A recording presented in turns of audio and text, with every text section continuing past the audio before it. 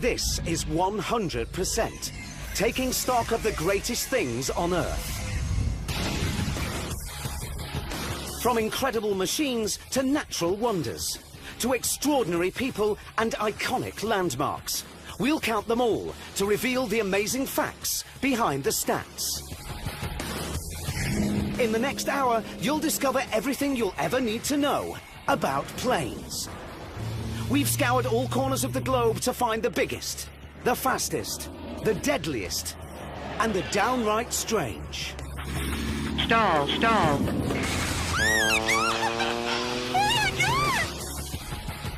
For the first time ever, we'll count and categorise every single one, unearthing the key stats, major facts, and big surprises behind 100% of the world's planes.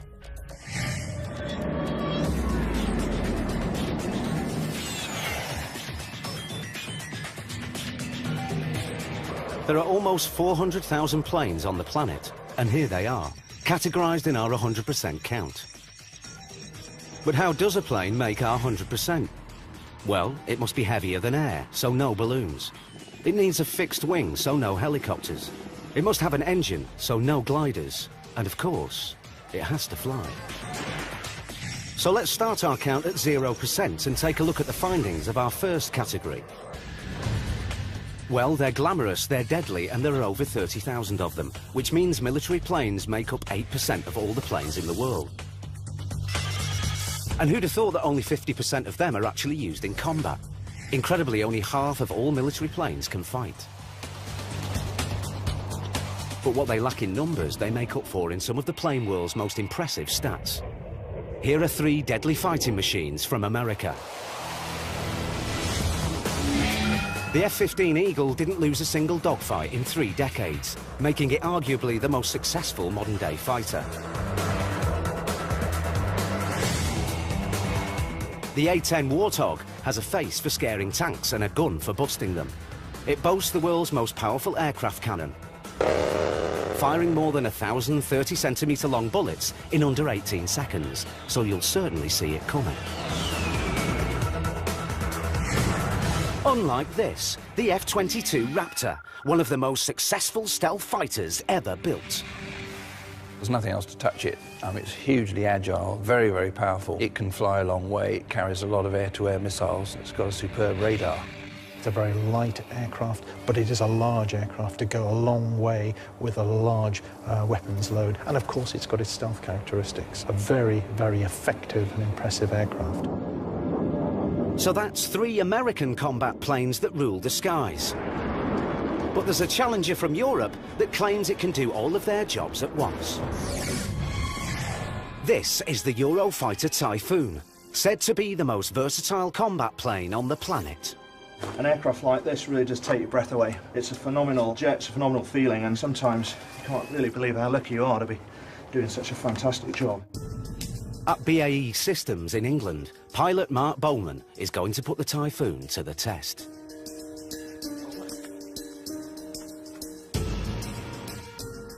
You know, from my perspective, I'm the test pilot here. You know, I have to go and make sure this does what it says on the tin. I just want some radio controlled airspace, radar control, and it'll be a right turn from the northbound leg, maintain flight 130 for coordination. What sets the Typhoon apart is its ability to dogfight and bomb in a single mission, known as swing roll capability. At the moment, swing roll is what everybody is talking about, because in my day, you had a ground attack aircraft, you had an air defence aircraft, you had a defence suppression aircraft. There's no point in training all of those different crews, all of those different types of aircraft, all of those different types of munitions, if you can get it all into one aircraft. I've got T-16. The Typhoon is over the Irish Sea in an area called the Supersonic Corridor. Here, Mark must first seek out and destroy a simulated hostile plane. Hostile group now at 55 miles. Okay, within range now and taking the first shots. The enemy is destroyed, and next in this multi-million-dollar machine's war game, the Typhoon turns its bombs on a ground target. 17, please call weapon splash. The target coming hard right, how did that look? Copy that, all in telemetry, looked good from where we are. Target destroyed and virtual mission over. So is the Typhoon the king of all combat? The jack of all trades, but just about the master of about everything, I'd say. It's awesome. I think that's a yes. But the battle for air supremacy never ends, and the F-35 Lightning II reckons it can take the Eurofighter's military crown.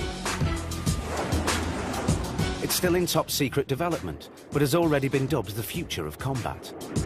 It's stealthy, it dogfights, it carries cruise missiles. Some even land vertically. The last of our combat planes are the heavy bombers. Here are our top three. The B-52 Stratofortress is the biggest of the American fleet, carrying 32 tons of weaponry. But that's trumped by the Russian Tu-160, carrying a whopping 40 tons. It's the biggest bomber in the world. And then there's the B-2 Spirit. Its 18 tons may sound like small fry, but this stealth plane can deliver its bombs undetected and holds the record for the longest ever bombing raid from America to Afghanistan without stopping. It just reeks of technology. A flying wing. Why did they do that? Because they could. Next in our count, there's no shortage of pilots putting in the flying hours in the hope of getting their combat wings. That's why 29% of all military planes are used for training. But when you're flying a high-tech, high-speed plane, there's a lot that can go wrong. Here are our top three military plane escapes. Anatoly Kavocha is flying his MiG-29 at 180 kilometers an hour when one of the engines fails and he ejects. Slowed down, you can see his incredible landing, just meters from the burning plane. Even highly trained pilots can make mistakes. Captain Chris Strickland is flying his F-16 near the Rocky Mountains in Idaho. But he's forgotten to recalibrate ground level at this high altitude location. Now he's turning towards the ground, but runs out of space. He ejects less than a second before impact. Amazingly, he survives. Combat is the greatest test of training, as our aviation expert and former RAF navigator John Nichol discovered in our #1 military escape. It is constant in the military that you are permanently preparing for the worst. And with that, it means that when the worst happens, you've practiced it. In the 1991 Gulf War, John's Tornado GR-1 was hit by an Iraqi surface-to-air missile. His life was saved by split-second decision-making. The aircraft was on fire. You pull a handle and technology takes over.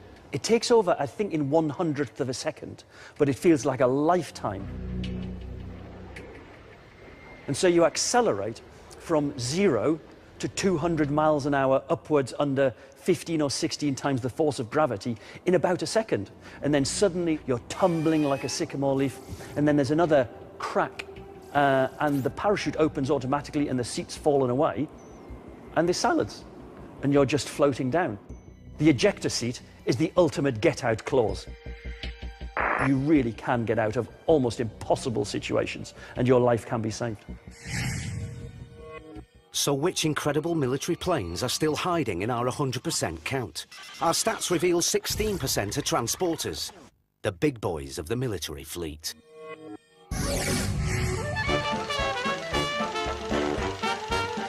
One of the first and most famous was the Spruce Goose, a giant wooden plane designed to carry 750 troops in the Second World War. It's still the largest ever flying boat, but became obsolete after its maiden flight, so doesn't make our 100%. This does, though. The Galaxy C5 is a true giant of the military fleet. It can carry 100 tons of armoured vehicles across 3,500 kilometres of skies, thanks to the 200,000 litres of fuel stored in its huge wings. But biggest isn't always best. Because this, the C-130 Hercules, is the most common military transporter in our count. 2,400 have been built to carry troops, cargo, airborne hospitals, or even been converted into fearsome gunships. Can operate from sand, ploughed fields, ice, snow, desert, you know, you name it, almost any flat surface, and it'll be capable of getting in and out. It's claimed there's a Hercules in the air every minute of every day. And the next to fly is in Karlsborg, where the Swedish Army is training its paratroopers by chucking them off the tailgate. At nearly 30 metres long, with a payload of 20 tons, this Hercules is designed to carry 64 airborne troops, fully laden with kit and weapons, to survive behind enemy lines. Today is the first time these soldiers will jump out of a plane. They're in safe hands, though, because this 50-year-old veteran is Europe's longest ever serving C-130.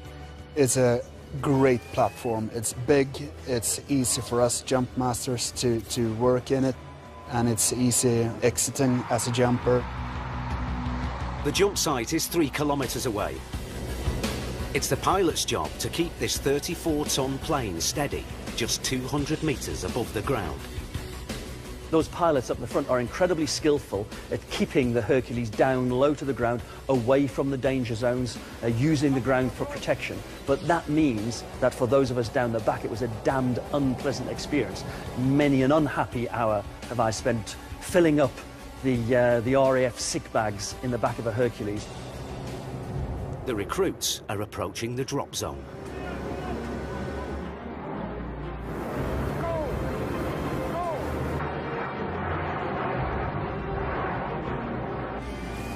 So far, so good. After leaving the C-130, the jumpers have just 50 seconds before they hit the ground. I'm looking if they have the right the body position before landing. Because the design has been so relatively simple, they've been able to continually upgrade it until an awful lot of operators have decided that the best replacement for a Hercules is another Hercules. The jump masters say their goodbyes to this amazing plane from 2 kilometres further up.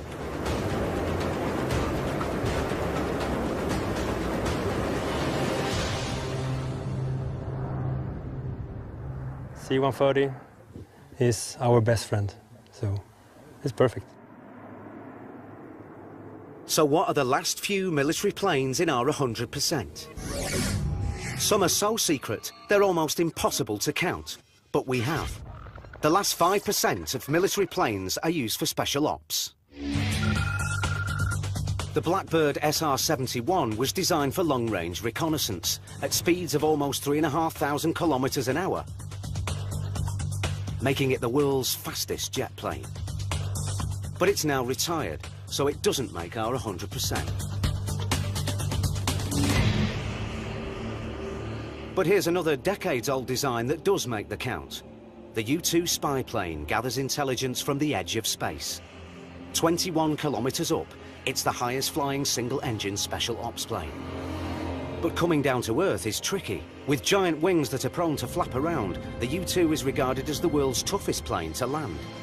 A second pilot has to help guide the plane down from a chase car. So that's military planes, 8% of our global fleet. Next on 100%, something we could have never predicted. 67% of all the planes in the world are flown for recreation. The stats reveal it's the biggest category, and a whopping 64% of them are used purely for fun. They come in all shapes and sizes and are owned by amateur flyers and performers alike. And here are 3 of our favourites. The single-engine Cessna 210 is a plane with many uses. This particular one is helping 22-year-old Carlo Schmidt from Switzerland to become the youngest pilot to fly solo around the globe in just 80 days. Flying for me is the biggest passion I have. I was always dreaming about flying, and now I realize my dream to fly around the world, and it's just fantastic. Not your idea of fun? How about this then? When the pilots of the South Korean Air Force aren't flying military missions, they get their kicks in these T-50 Golden Eagles.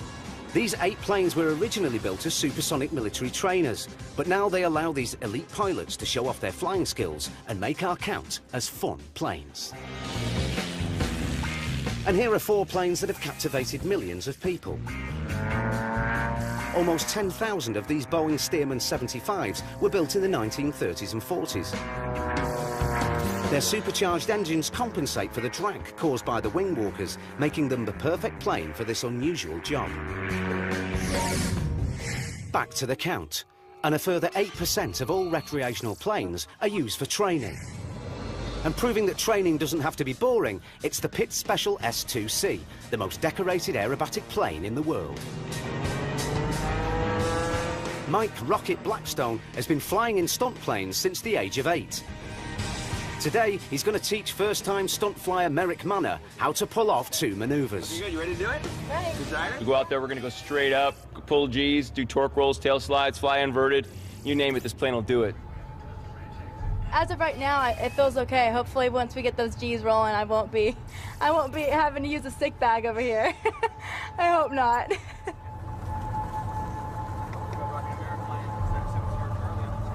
Got it. Right, here we go. The Pitt Special can climb at almost 15 meters per second. 130, here we go. Oh, yeah. Woo! Look at us, going straight up. Awesome, huh? Yeah. Oh my gosh, we're so high. Pedals are pretty crazy, huh? Yeah. If you press on the right pedal, it forces the nose to the right. We're using the pedals to counteract the torque. The engine's rotating from left to right, which is forcing the nose to go left. The bottom line is you need a little right rudder as you're flying along to control that. So you feel like you got a little pressure on the right side to make it go straight. Time for Merrick's first stunt. You ready to try a roll? Yeah. Is your seatbelt tight? Yeah, it's tight. We're going to roll it to the left on the count of 3. To the left? 2, hard left 1. With a top speed of more than 300 kilometers an hour, the Pitt Special can roll at 360 degrees per second. That's a roll. What'd you think? Oh my God! It's so cool, right? Yeah! Awesome. Ready for a loop? Ready for a loop. We're going to dive down. Time for the second stunt. We're going to pull straight back. We're going to put some G's on this thing. You ready? Okay, so we're diving down now. Diving down. Nice smooth push. Okay, right now? Forward. Hold that angle. Hold it just like that. There's 180. Tighten up your stomach. We're going to give you some G's. Okay. 3, 2, 1. From 200. Pull, pull, pull. Straight back up. Pull, pull, pull. Harder, harder. Look out the right side. Look out the right. We're going over the top. Tip your head back. Look at this view. Look straight up. Look at this. Look up. Tighten up your stomach and pull. Give me some more G's. Right through the smoke. Yeah. Beautiful. Sweet. We went upside down, and then so it was like negative G's, right? And so we pulled, this was crazy. This was probably the hardest one. But we pulled under, and then we went through like this, but it was still pulling me up. So it was like defying gravity, and then we went all the way back down. It was amazing. That's the lesson over. And now Mike and his fellow pilot Ron Rapp, in his Extra 300L, are going to show what these stunt planes can do in the hands of experts. I think with an aerobatic pilot, you've got to be very supremely confident in what you're doing, because it is quite dangerous, and you're deliberately putting the aircraft right to the flying limit. Reduce your power slightly. The nearest thing you could really look at that is roller coasters. I mean, that's what it's like, except that rather than being on rails, you are in charge of where you're going. And of course, you've got to think in 3D.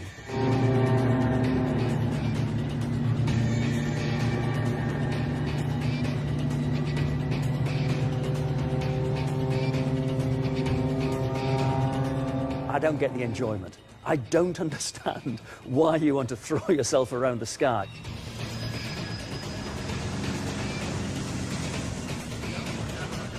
I admire their skills, but you wouldn't really catch me doing it as a hobby.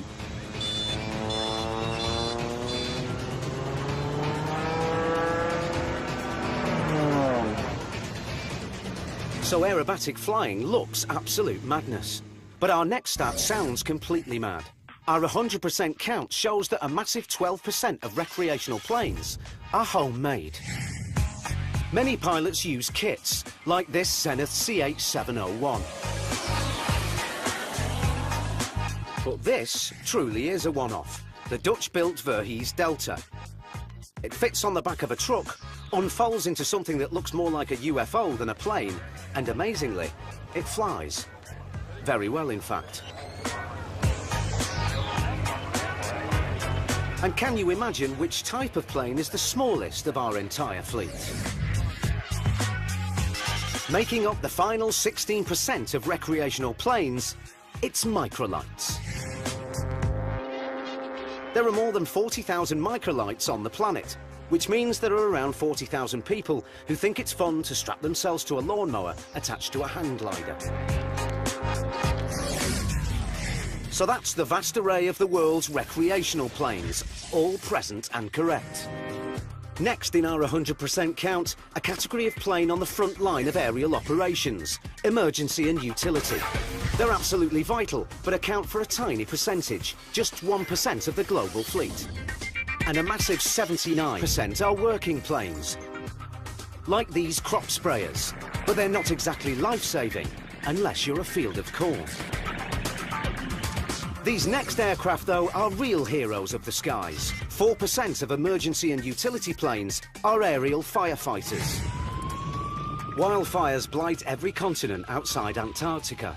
In 2011, America lost over 35,000 square kilometres of land after more than 70,000 wildfires. It's a big problem, and this is one big solution. A DC-10 specially converted to carry 45,000 litres of fire suppressant to dump over some of the biggest blazes on the planet. Kevin Hopf is an aerial firefighter. His job is to drop his plane's load with pinpoint accuracy. Every 8 days, they take on training missions. Today's target is a concrete runway just 45 metres wide. It's been a little more than a week since we've flown, so we're going to go up and just stay proficient at what we do. Okay, I got him down low.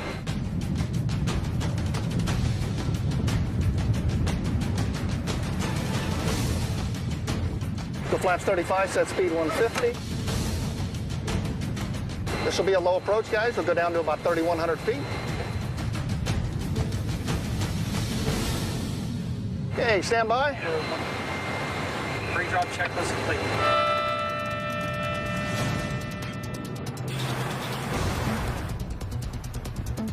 The DC-10 spreads its suppressant wider than any other firefighting plane. And Kevin hits the target dead centre.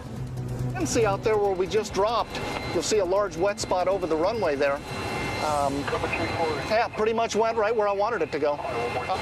Yeah, it was a good day. That if we'd have been on a live fire, I think we all would have been real happy with that drop. Soaked the runway, didn't it? Next in this vital category, air-sea rescue planes. At only 1%, you'd think there'd be more of them. But most ocean rescuers use helicopters, leaving just a few seaplanes, like this Japanese Shinmeiwa US-2. And how reassuring is this? The final 16% are used by flying doctors. These medics are part of the Royal Flying Doctor Service in Australia. They fly almost 27 million kilometres each year, helping move over 40,000 patients in need. So that's emergency and utility planes, saving people, forests and fields of corn the world over. So far on 100%, we've counted thousands of military, recreational and emergency planes. Next, a very familiar type of plane, but the stats are surprising. Since the 50s, we've enjoyed an ever-increasing love affair with passenger planes. So much so, there are now 80,000 of them in our count. But that's still only 21% of all the world's planes. But the real revelation, most of them are executive planes, making up 62% of the passenger fleet. For those of us without private jets, it's reassuring to discover that many executives travel on small prop planes, like this Beechcraft Super King Air. But the top end of the market is dominated by lavish jets. This is how the super wealthy fly. You know, what they expect is pretty much what they demand on the ground, and that is literally to have basically every whim catered for. And they can do that because we are talking about some of the most powerful and recognizable people in the whole planet. Business tycoons, CEOs, performers, athletes, celebrities, pop culture icons, when they get in the air in a private jet, they don't want to have any worries. these charter services are in business to cater to their every whim.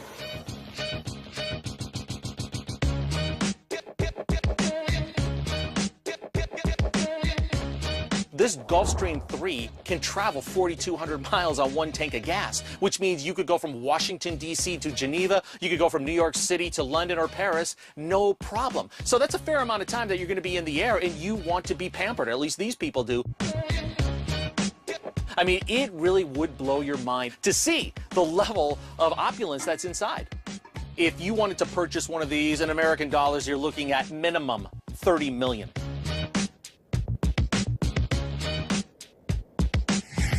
If a Gulfstream's not big enough for you, how about a private super jumbo? This is the interior of the world's biggest luxury jet, a revamped A380, rumoured to have cost $500 million. Next on 100%, some luxurious planes that are not quite as exclusive as the big executive jets. The 10% of passenger planes called light air taxis. This is the category of plane that provides short hops for up to 50 passengers. They're not the biggest planes, but this one, the Cessna 172, is actually the most common plane on the planet. 45,000 172s have been built, including this, a seaplane that taxis tourists around San Francisco's Golden Gate Bridge. We are ready to go.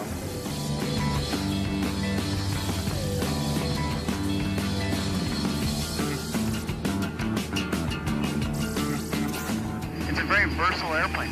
It's not the fastest, it's not the most aerobatic, but at the same time it does everything right. And if you've got your license, you can jump away these airplanes, it's easy to fly.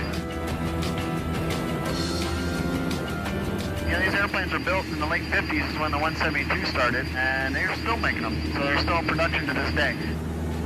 This is one of those jobs where it's not difficult to get up and go to work every day.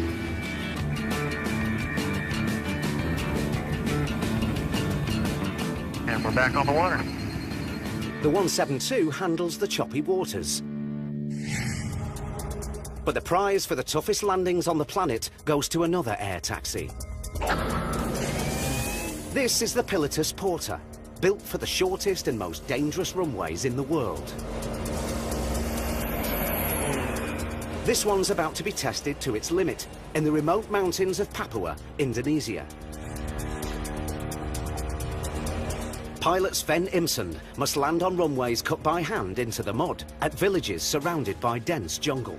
It's obviously a tropical island with huge mountains, so we got humid air that has to go up, and that creates all this weather around us. There's enough hazards out there that can bite you. As soon as you think you know everything about flying, stop, because that's when you get killed.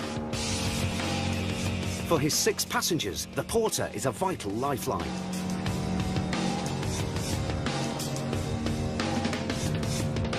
But in recent years, pilots and passengers have been killed in plane crashes here.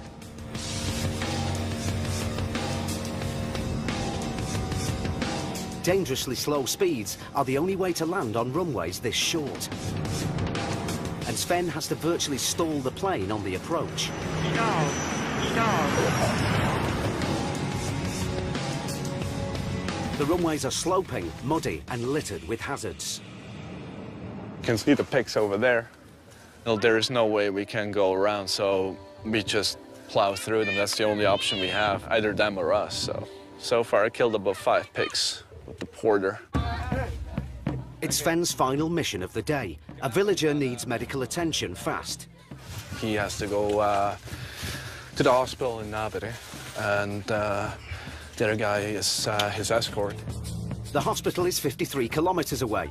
The end of the runway is only a few meters away, but it's no problem for this plane.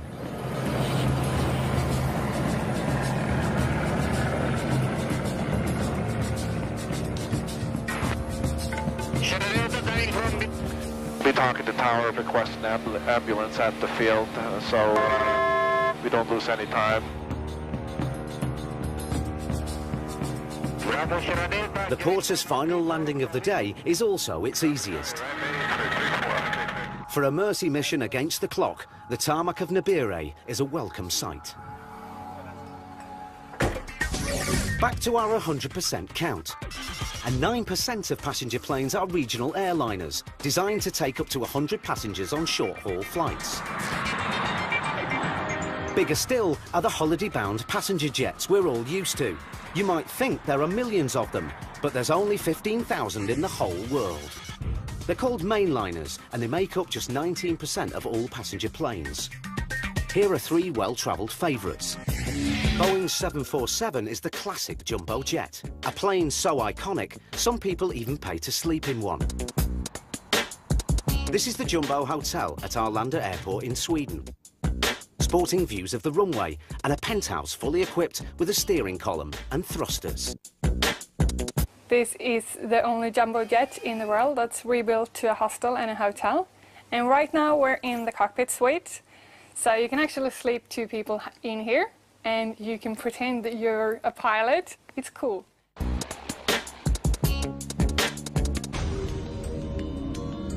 The Jumbo is no longer the biggest. That accolade goes to the Airbus A380.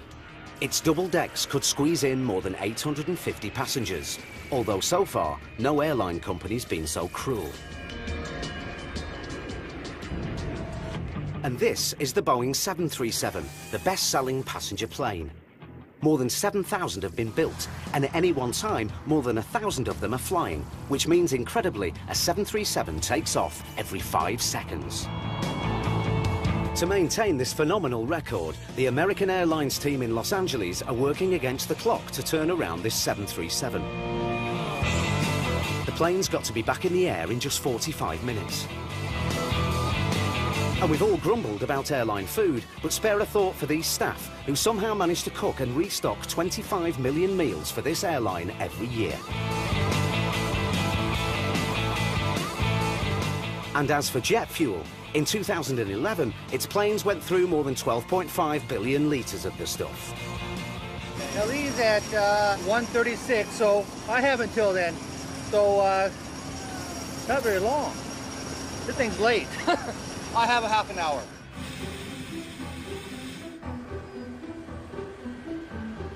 We're looking for anything in here as far as we have good tread on the tires, proper inflation levels. I mean, we're looking along the fuselage itself to make sure our emergency exits again are all flush against. Brake pins, proper extension on the strut itself down here, the top of the wing. Make sure all of our bolts are in the rim itself. We have proper tire pressures. If I don't feel safe, no one's going. So basically, safety is of the utmost importance. The airline also processes 250,000 bags every day. We load up the bags, and then we have to take it to the inbound bag room. As fast as is safe, that's pretty much the rule of thumb. Safety first. We're the best, we're LA, what do you expect? And this is just one of American Airlines' 3,500 daily flights. And this 737, just one of almost 900 planes.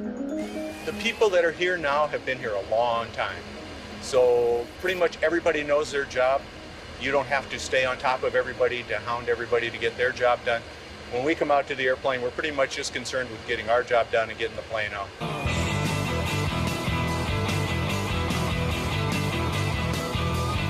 Now prepped and ready, it's the small matter of a 3,500 kilometre hop to Toronto.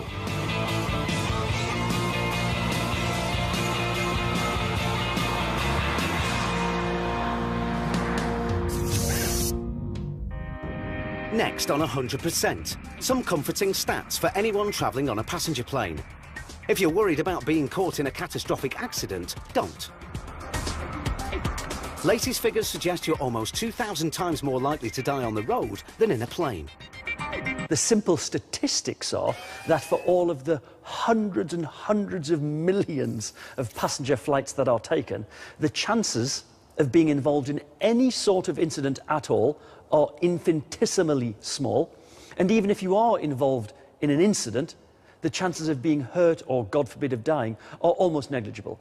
You've got more chance of being killed going to the airport than on your flight to go on holiday. And even if you do crash, you might be as lucky as this next bunch of travellers, because here are our top 3 most incredible landings, where every passenger survived. This 777 sports the most powerful jet engine of all airliners. But that didn't help when BA Flight 38 crash-landed just short of London Heathrow's runway. With problems lowering its wheels, this 767 had no choice but to crash land at Warsaw Airport, with not a single injury. But the #1 spot goes to US Airways Flight 1549. It made global headlines when a flock of Canada geese forced this A320 to crash land in the Hudson River. Incredibly, all 155 people on board survived.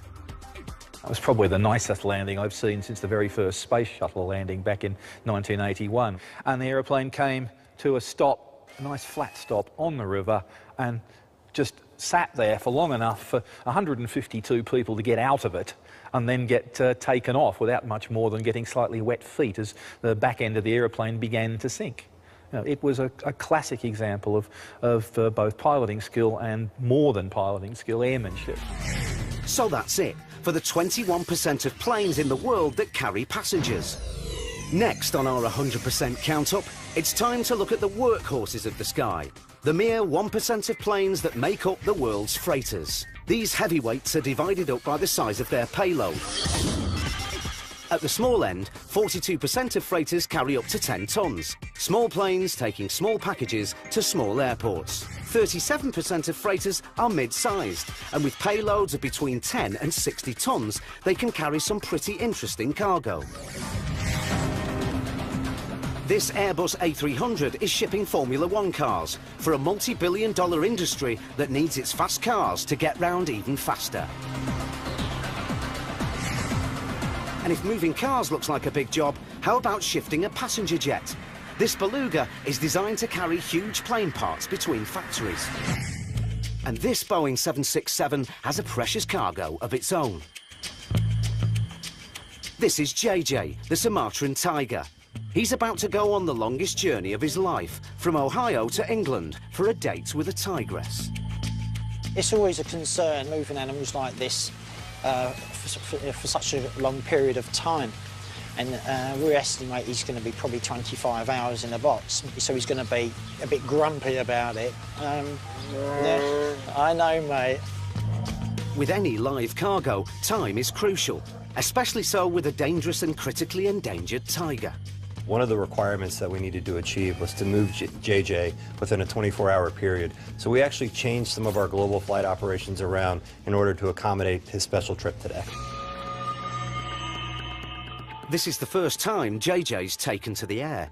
The ground staff are doing everything they can to keep him calm, so that he goes into the hold without a fight.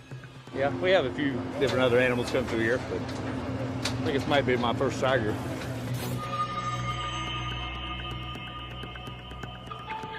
Still can't believe how relaxed he is. And he's great, and you know what, I think when we get back to London tomorrow night, I wouldn't be surprised if we have to like poke him to wake him up. And with JJ safely stowed away in the 767, it's just another 6,000 kilometres before he can enjoy his date. The final freighters in our count are the real heavy loaders, because 21% of cargo planes can carry payloads of more than 60 tons. Competing for top dog in this category are 3 planes. The Boeing 747 freighter is the most common of all heavy freight planes. This one's got space for an army of delicate terracotta warriors from the 3rd century BC. The Dreamlifter boasts the world's largest hold. It has a cargo space of nearly 2 million litres and is used to carry the parts of the new Boeing 787 all around the world. But in a class of plane where weight trumps all else, there can be only one winner. This is the Antonov 225. And in our 100% count, it's the world's biggest plane, the world's heaviest plane, and it's carried the greatest payload ever. Only one was ever completed. It was designed to carry the Russian spacecraft, Buran Orbiter. Nowadays it settles for massive tanks and trucks. The 225 is a special case. There's actually only one of them. It's just so impressive by the way they've designed the aircraft for very large loads, huge mass that it can carry. It's so big, it's absolutely massive. It even has its own built-in cranes. And when they've run out of power, they've just added more engines. So the Antonov concludes the 1% of all planes that make up the world's freighters. We've got just one category left to go in our 100% count of all the world's planes. What could be left, and where could they take us? The last aircraft in our 100% count include the world's most technologically advanced planes. The final 2% is science and tech. The bulk of this category, 96%, is dominated by aerial observation craft. These are the planes that chart terrain or monitor weather. And this P-3 Orion flies through some of the world's most extreme weather as a hurricane hunter. Its crew fly it directly into winds over 240 kilometers an hour. Then they release probes into the storm to collect data. Strengthened for danger, this sturdy plane has been successfully tackling hurricanes for nearly 40 years. Next are the 2% of science and tech planes classed as testbeds. These are the planes that try out new aviation technology. Like this Jetstream 31, used to test software that one day could allow ordinary planes to fly completely unmanned. And some of the most cutting-edge aviation tech is top secret. The final 2% of our final category is the prototypes, the planes that could change the face of flying forever. This is the Solar Impulse from Switzerland. It can fly across continents and never needs refueling because it's solar-powered. In 2012, it set the record for the longest solar-powered flight when it flew 6,000 kilometers from Europe to Africa and back again. This Ariane supersonic business jet certainly isn't as fuel efficient, but it's claimed it'll travel much faster than the Solar Impulse. It's still in development, so hasn't quite made our 100% count yet. One day it hopes to be the world's fastest executive jet, with speeds of 2,000 kilometers an hour and an equally impressive price tag of $80 million. Or what about a future plane that's been on the drawing board for half a century? The flying car was a 1950s dream. It was hoped that this would be the future of personal travel. 50 years later, this, the Terrafugia Transition, is one of the first genuinely viable flying cars, because owning a separate plane and car is so last century. I think the ability to fly around in a truly personal way has always been a dream. It sounds fantastic. We'd all love to do it. I'd really like it. You know, I'm like many people, it's the year 2000, where's my flying car? We've got a vast majority of people who can't drive their own cars properly on the road.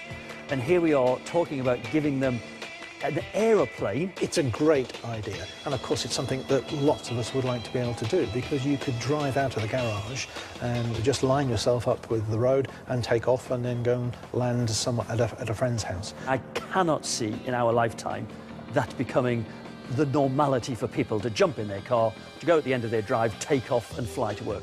That's not going to happen, or if it is, I'm not going to be doing it. And here's the last plane to stake a claim for inclusion in our 100%, the Boeing X-51 Wave Rider. It uses a futuristic engine called a scramjet and is designed to travel at over 6,000 kilometers an hour. It sounds like pure science fiction, but on the 26th of May 2010, it flew at 5 times the speed of sound, achieving the record for the longest ever hypersonic flight. OK, it only lasted 200 seconds before falling out of the sky, but we're counting it because it's so cool. So with science and tech, we've accounted for all the planes on the planet. The incredible, the powerful, the fun, and the truly futuristic. Now we know how many there are, where they are, and what they do. We know 100%.